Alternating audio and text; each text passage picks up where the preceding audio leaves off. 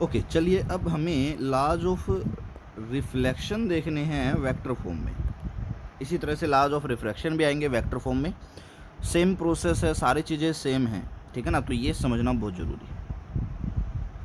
Laws of reflection vector form में इसलिए ज़रूरी है कि काफ़ी बार अगर मान लीजिए कंपटीशन में एग्जामिनर का मूड कर जाए कि मुझे एक हल्का सा मीडियम लेवल का क्वेश्चन देना है, तो वो वेक्टर फॉर्म को उठाने की ट्राई वहाँ पर करेगा, ठीक है ना। अब देखिए, लेट अस सपोज मेरे पास में एक मिरर है, ये मेरा कोई मिरर है, ये मैंने रख दिया किसी भी डायरेक्शन में हो, ये एक्स में नहीं, आप इसको एक्स नहीं मान सकते हैं, ये थ्री डायमेंशन में, ये जेड में हो सकता है, ये एक्स और वाई के बीच में हो सकता है, ये वाई जेड के बीच में हो सकता है, ये एक्स जेड के बीच में, कहीं भी हो सकता है, हमें नहीं पता डायरेक्शन क्या है, पर हमने मान लिया कि एक मिरर है प्लेन हमारे पास, ठीक है ना। एक इंसिडेंट रे आई, टकराई, रिफ्लेक्ट हो गई, ये हमारा नॉर्मल बन गया, ठीक है। अब देखो, अब हमें क्या करना है, लॉज ऑफ रिफ्लेक्शन को प्रूव करना है। मैं कुछ एक अजम्पशन ले लेता हूँ, मैं कह देता हूँ कि ये मेरा ओरिजिन है, ठीक है ना। ये मिरर इधर रखा हुआ इस डायरेक्शन में, तो मैं डायरेक्शन ऑफ मिरर को एम यूनिट वेक्टर से रिप्रेजेंट कर देता हूँ, क्योंकि हमें पता है किसी भी चीज़ की डायरेक्शन उसका यूनिट वेक्टर ही देता है। इसी तरह से रिफ्लेक्टेड रे की डायरेक्शन को मैं आर यूनिट वेक्टर से रिप्रेजेंट कर देता हूँ, इंसिडेंट रे की डायरेक्शन को मैं आई यूनिट वेक्टर से रिप्रेजेंट कर देता हूँ, और जो नॉर्मल है मेरा, इसकी डायरेक्शन को मैं एन यूनिट वेक्टर से क्या कर देता हूँ, रिप्रेजेंट कर देता हूँ। मान ली मैंने, तो नॉर्मल मेरा यहाँ से ऊपर की तरफ जा रहा है, मैं इसको मेंशन भी कर देता हूँ कि ऐसे जा रहा है नॉर्मल मेरा, ठीक है ना। तो आप लिख सकते हैं डायरेक्शन ऑफ मिरर हो जाएगी आपके पास में, या मिरर प्लेन की डायरेक्शन कह सकते हैं जिस प्लेन में वो रखा हुआ है, क्या ले ली हमने, एम। इसी तरह से डायरेक्शन ऑफ इंसिडेंट रे हमने क्या ले ली है, I unit vector. Direction of reflected ray हमने क्या ले ली है, आर यूनिट वेक्टर। और डायरेक्शन ऑफ नॉर्मल हमने क्या ले लिया है, एन यूनिट वेक्टर। ओके, ये डायरेक्शंस आ गई। अब हमें एक बात पता है कि जो एंगल ऑफ इंसिडेंट होगा वही एंगल ऑफ क्या होगा, रिफ्लेक्शन, थीटा मान लिया मैंने इसको, ठीक है भाई। अब हमें लॉज ऑफ रिफ्लेक्शन निकालने हैं वेक्टर फॉर्म में।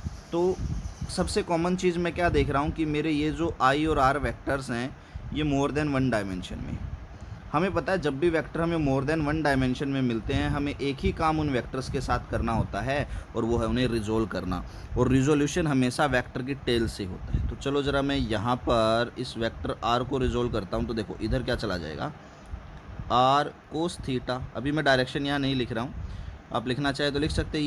ये डायरेक्शन किसकी है, नॉर्मल की है ना, तो यहाँ पर नॉर्मल की यूनिट वेक्टर आ जाएगा। इधर क्या चला जाएगा, आर साइन थीटा। अब ये डायरेक्शन किसकी है, मिरर की है, तो यहाँ मिरर का यूनिट वेक्टर आ जाएगा। उसी तरह से यहाँ पर इस पॉइंट से, इसकी टेल तो यहाँ है, रिजोल्व करते हैं, देखो एक्स एक्सिस हो गया ये, वाई एक्सिस हो गया ये एंगल थीटा है, तो ये एंगल भी क्या बन जाएगा, थीटा। रिजोल्व करूँगा तो इधर क्या आ जाएगा, आई कोस थीटा। अब नीचे की तरफ किसकी डायरेक्शन है, नॉर्मल की है, नेगेटिव है, तो नेगेटिव ऑफ एन कैप आ जाएगा। इधर किसकी डायरेक्शन है, मिरर की है, सेम डायरेक्शन मिरर की ही है, तो इधर क्या आ जाएगा, आई साइन थीटा इंटू में एम कैप। चलो मैं वेक्टर आई लिखता हूँ। अब मेरा वेक्टर आई क्या बन गया, यूनिट वेक्टर है आई, क्या बन जाएगा, देखो माइनस में magnitude of I cos theta into में एन कैप, प्लस में magnitude of I sign theta into में क्या बन जाएगा, एम कैप। मेरी एक इक्वेशन बन गई है।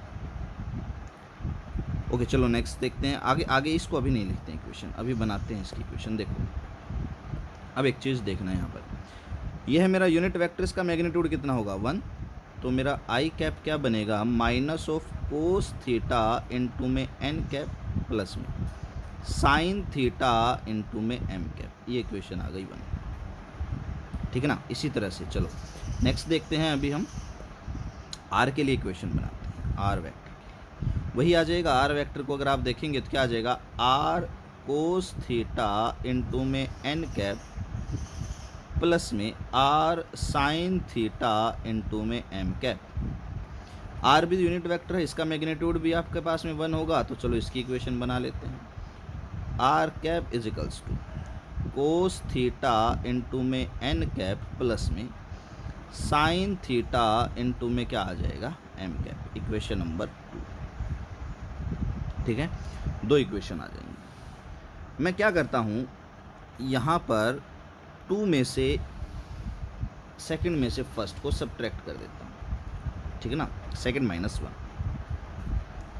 अब देखिए सेकंड इक्वेशन मेरी क्या है, सेकंड इक्वेशन है मेरी r cos theta, sorry r unit vector is equals to cos theta into में नॉर्मल वेक्टर प्लस में साइन थीटा इंटू में मिरर वेक्टर।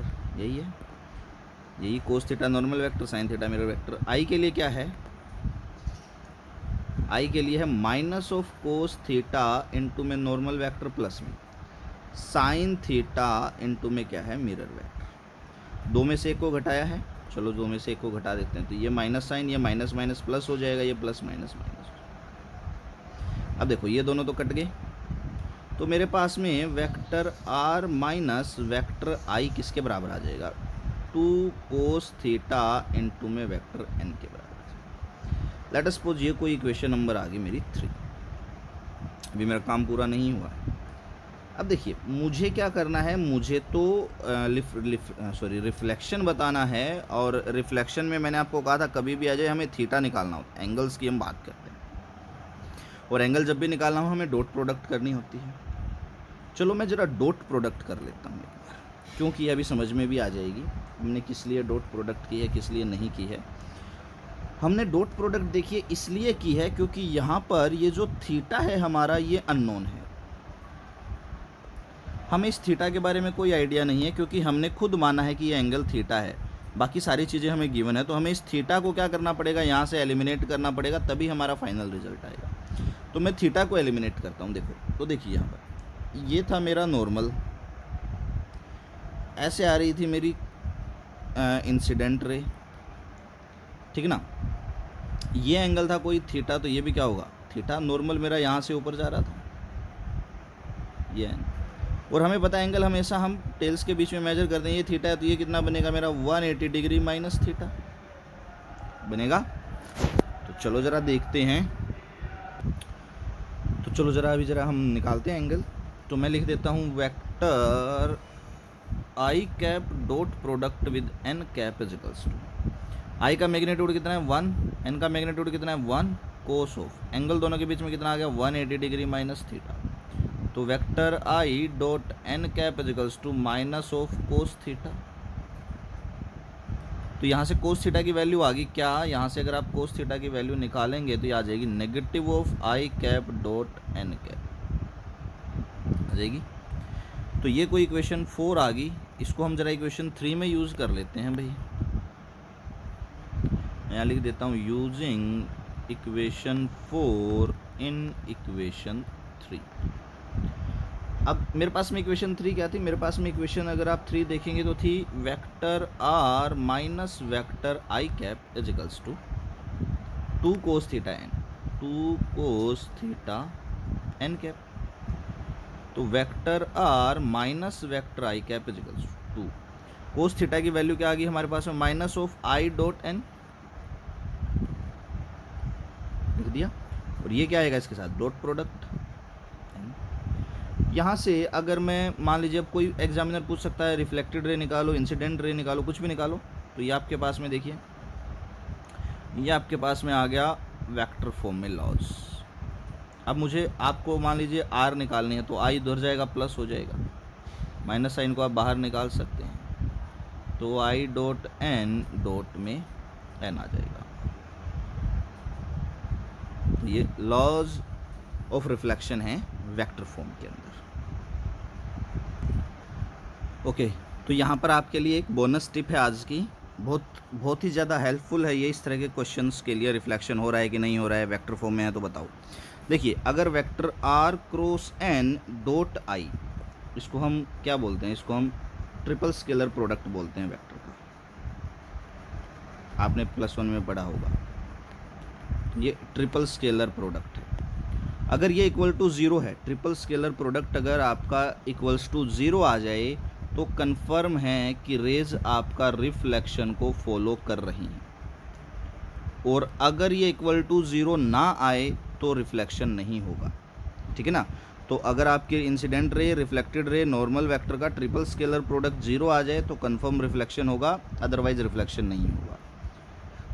मान लो किसी के दिमाग में ऐसा क्यों, तो देखो एक रूल पढ़ा था हमने, कोई भी चीज़ ऐसे ही नहीं पढ़ी थी, मैं अगर आपको पीछे लेकर के चलूँ तो हमने रूल पढ़ा था, incident ray, reflected ray, normal all should lie in the same plane, सारे एक ही प्लेन में होने चाहिए। अब एक बात बताओ, अगर मैं यहाँ पर आर क्रॉस एन करता हूँ, पता है क्रॉस प्रोडक्ट परपेंडिकुलर रिजल्ट देती है। लेट अस सपोज ये सारे यहाँ थे एक्स एक्सिस में, तो आर क्रॉस एन कहाँ देगा आपको परपेंडिकुलर, या तो वाई देगा या तो जेड देगा, और वेक्टर आई आपका कहाँ है, एक्स में ही है, तो दोनों के बीच में एंगल 90 डिग्री हो गया। जब आप इस कोस 90 को सोल्व करेंगे तो आंसर क्या आएगा, 0। तो अगर ये रूल आपका सेटिस्फाई होगा तो आपका कंफर्म है रिफ्लेक्शन होगा, अदरवाइज रिफ्लेक्शन नहीं होगा। आज के लिए सिर्फ इतना ही। Thank you, have a great day ahead. और एक चीज़ और, ये जो लॉ ऑफ रिफ्लेक्शन है ना वेक्टर फॉर्म में, इसके ऊपर इरोडो में एक बहुत अच्छा क्वेश्चन दे रखा है, बहुत अच्छा। हम उसको देखेंगे जब हम न्यूमेरिकल सेक्शंस करेंगे। Thank you, have a great day.